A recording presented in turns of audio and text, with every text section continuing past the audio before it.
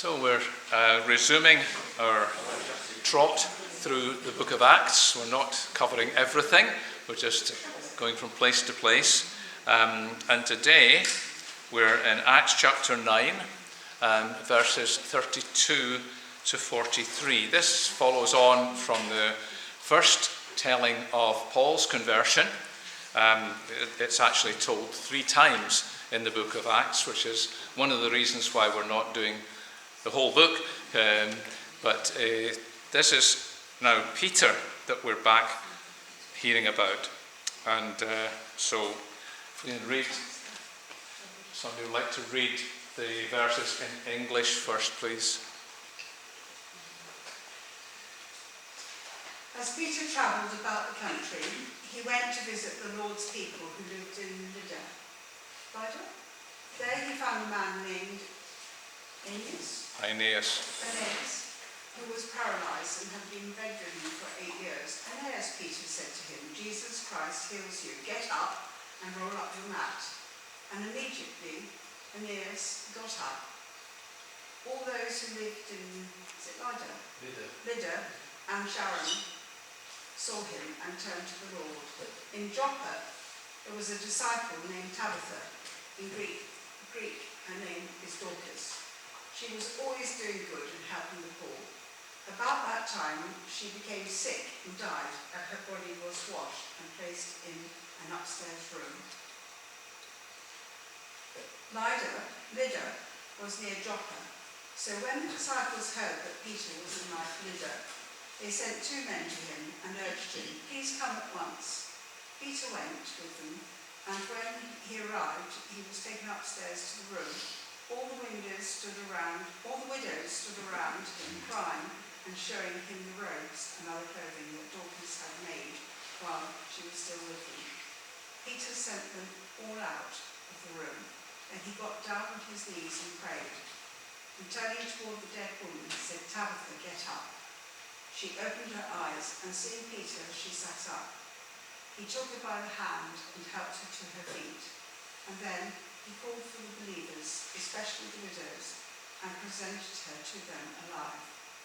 This became known all over Joppa, and many people believed in the Lord. Peter stayed in Joppa for some time with a tanner named Simon. Thank you, John. Now in French, please. En français, s'il te Quand plaît. Pierre parcourait tout le pays, il descendit aussi rendre visite aux saints qui habitaient à Lydde.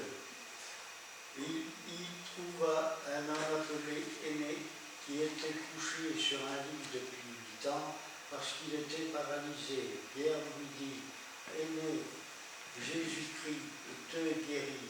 Lève-toi et fais-toi même ton lit.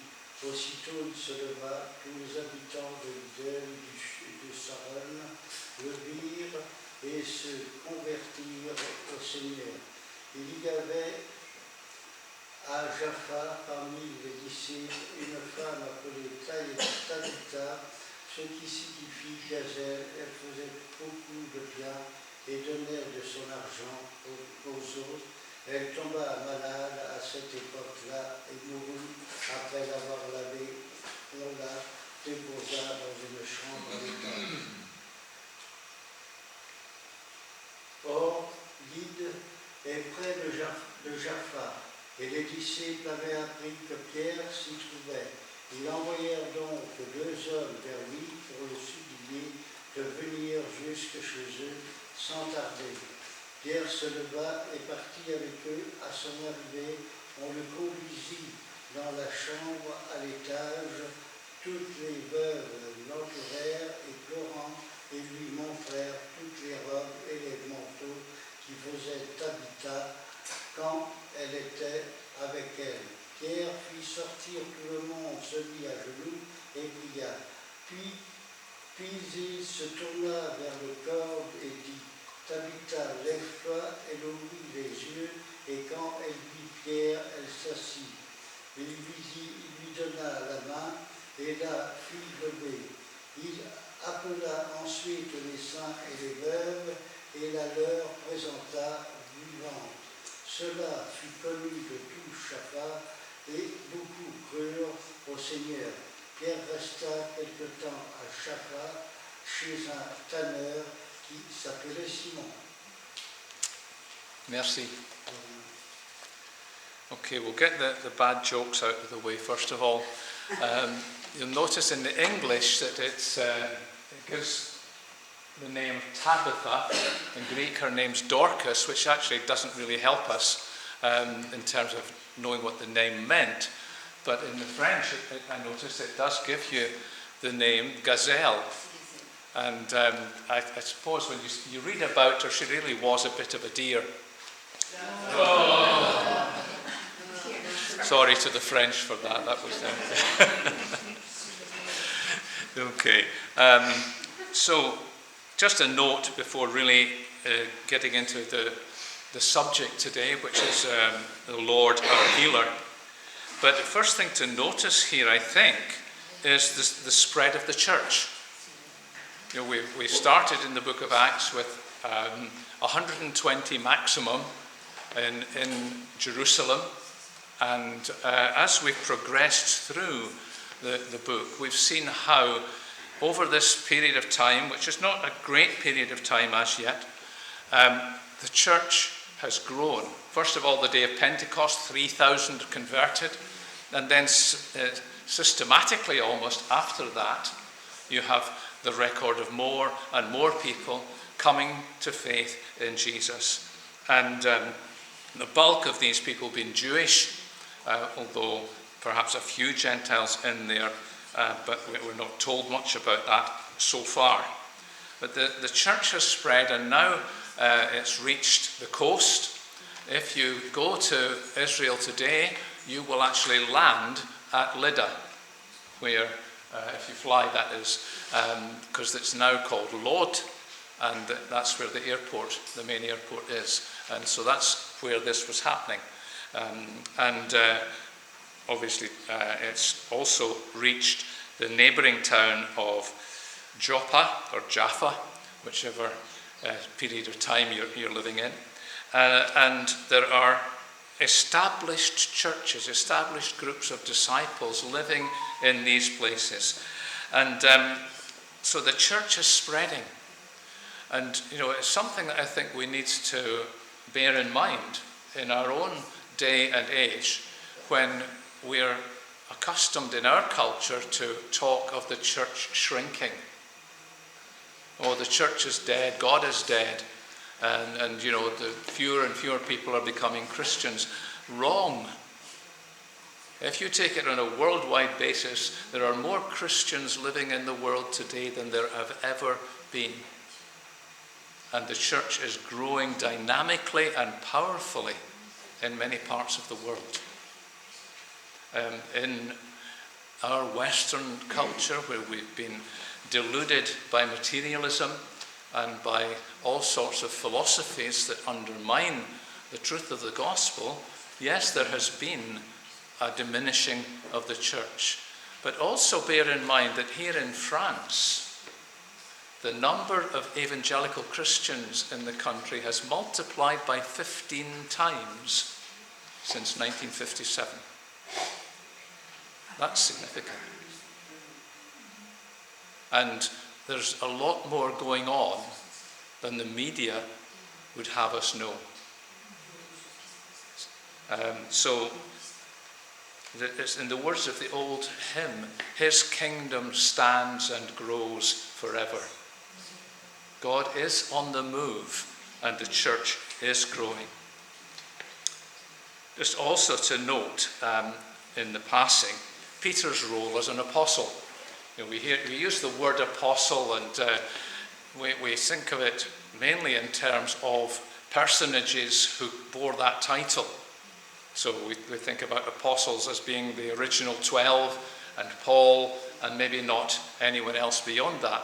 In fact, the New Testament refers to other apostles. We might distinguish, I suppose, by saying the first lot, the first 12, and then Paul, were apostles with a capital A, but there are also apostles with a small a.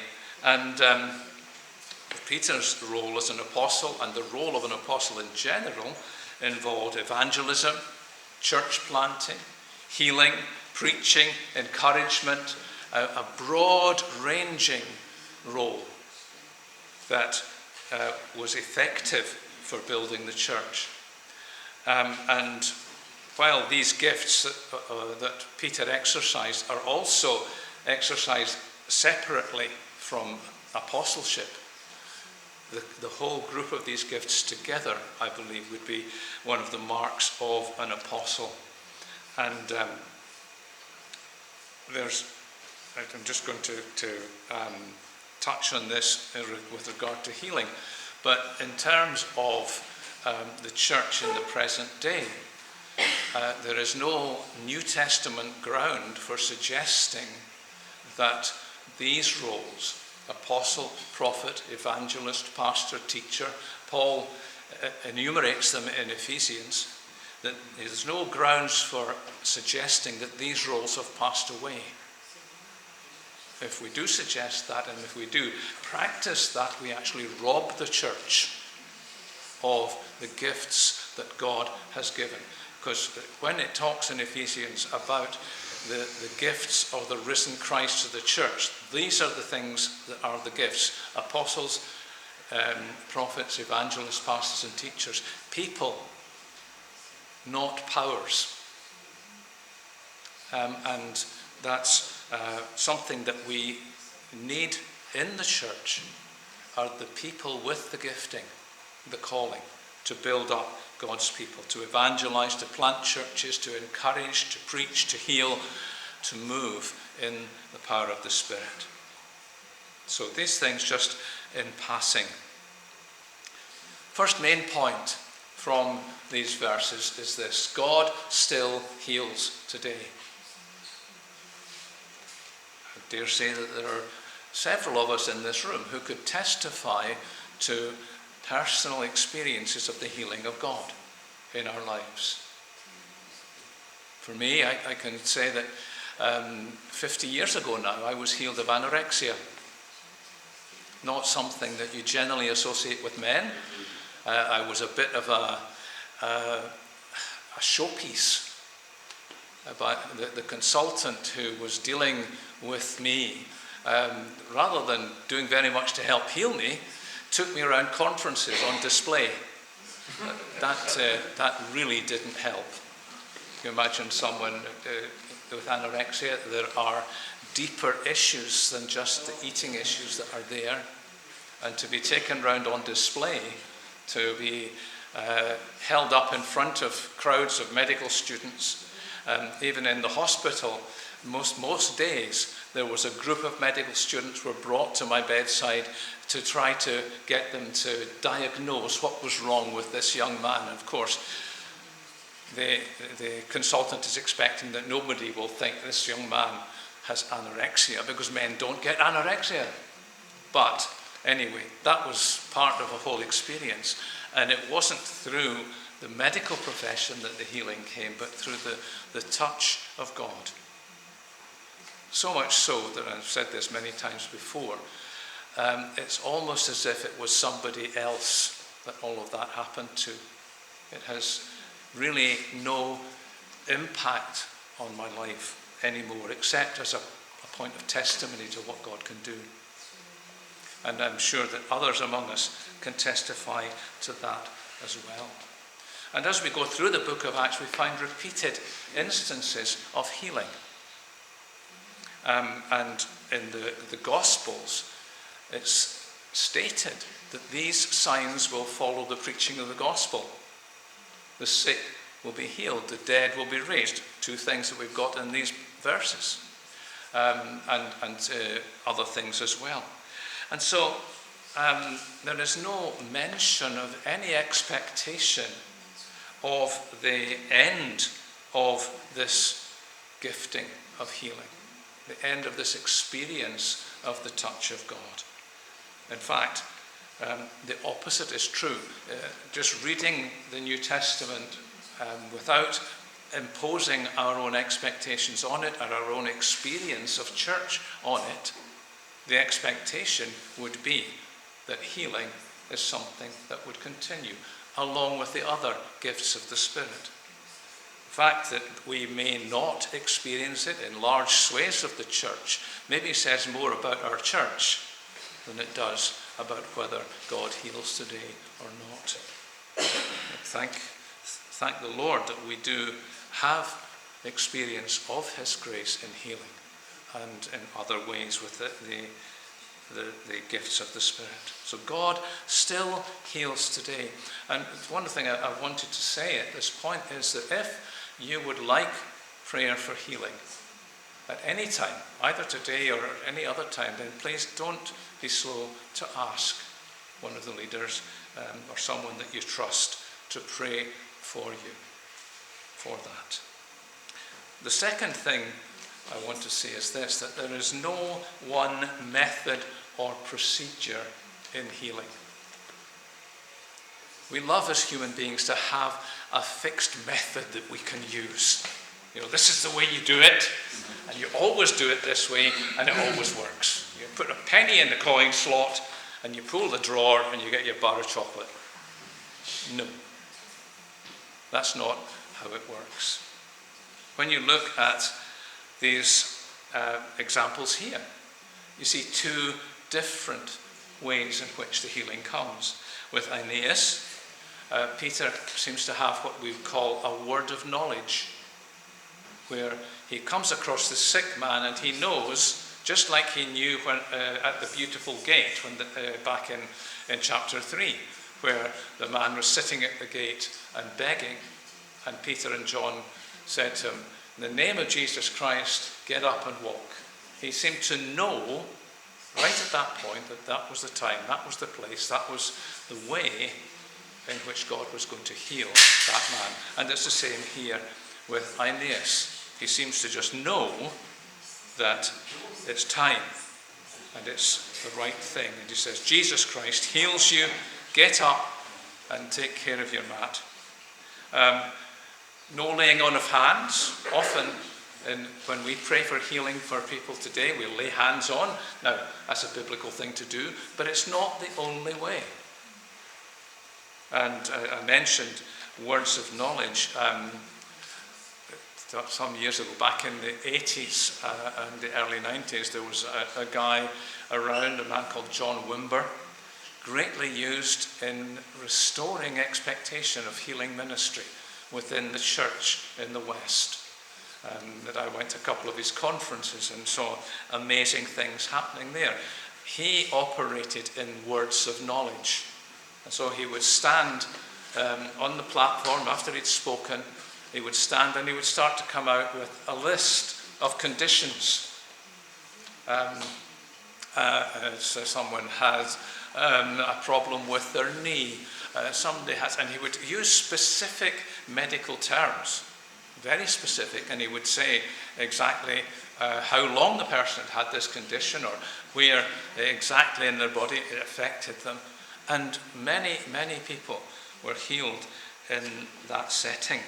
But of course, what happened then was that the church took on the practice of healing through words of knowledge. Great, wonderful. But that was the only way that healing would come. But whereas that's, in a sense, limiting God. He does it in lots of different ways.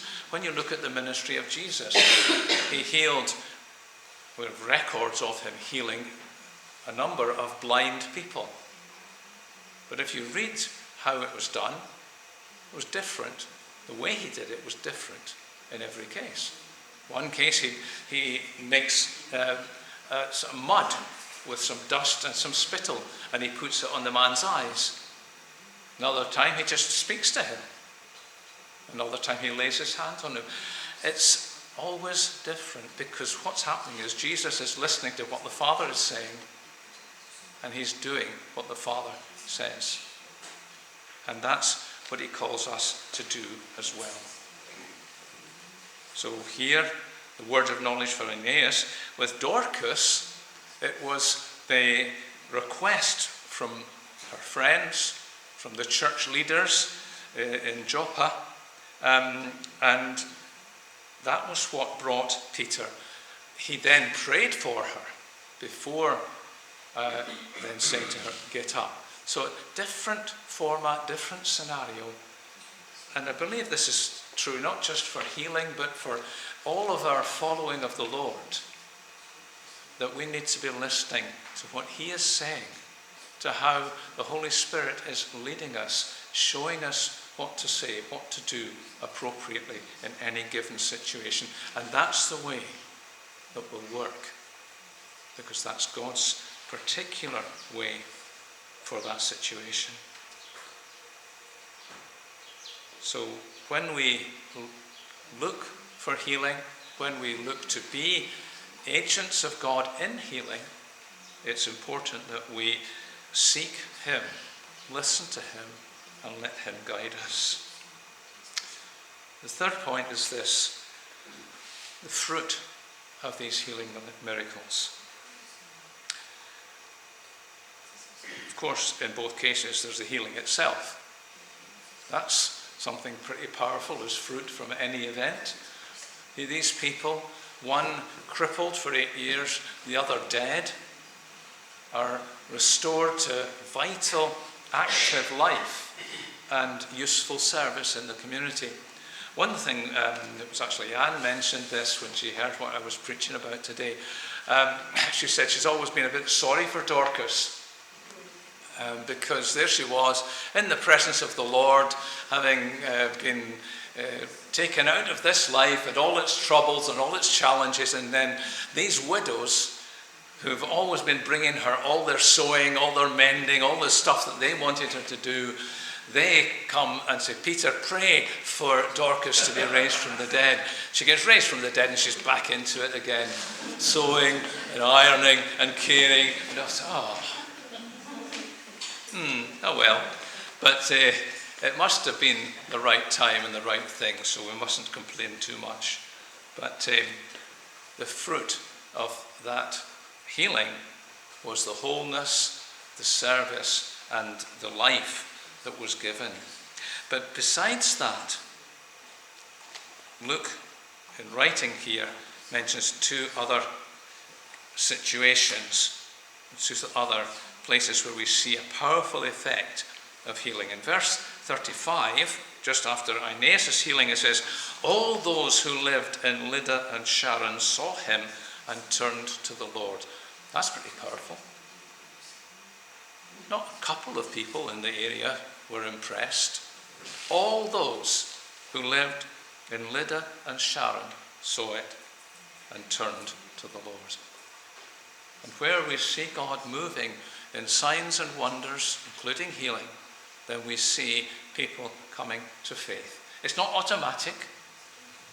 Just as in the experience of Jesus, where there were many of the authorities who could see the healings that he was doing and discount them or just ignore them or see them as actually being dangerous for them, so he had to be got rid of. So we'll find that there are those today who are not impressed, who will explain away or discount the things that are done miraculously. However, there are those who will see and believe. And again, you see it in verse 42. This resurrection of Dorcas became known all over Joppa, and many people believed in the Lord. So again, you see that the power, the effect, the fruit of these healing miracles. Just a small note here. I've mentioned the name Dorcas a number of times. Some of you, not so much the men, I expect, and I don't expect if French people maybe will know of this or not, but the name Dorcas occurs in use in Britain, or has done until recently. I don't know if it does still, because it was the name, the brand name of sewing materials. Dorcas. Yeah? I don't know. Is it still around? Who knows? But it shows the impact of the scriptures in the life of our culture that something like that could be taken. Dorcas, quite an obscure name, quite an obscure incident, unless you're really reading the Bible, but it was well enough known, and this event was well enough known for a company to think, if we call our products Dorcas, people will respect them, people will buy them because they know about Dorcas in the Bible. Quite a thought, isn't it? That the thorough way that the scriptures influenced our culture in the past. And it can be done again. God can do it again. Use the scriptures not to give companies names, but to transform the whole of our society. Final note as we close. Last verse may seem to say nothing very important. It says, Peter stayed in Joppa for some time with a tanner named Simon. But actually what you see here is the beginning of the breaking down of barriers and taboos through the gospel. Simon, as a tanner, was unclean, religiously unclean, because he worked with dead animals. His house was an unclean place to live because it was a place where dead animals were dealt with. And yet Peter could go there as a man of God and not be uncomfortable, not be ashamed, not be embarrassed. It's a small thing.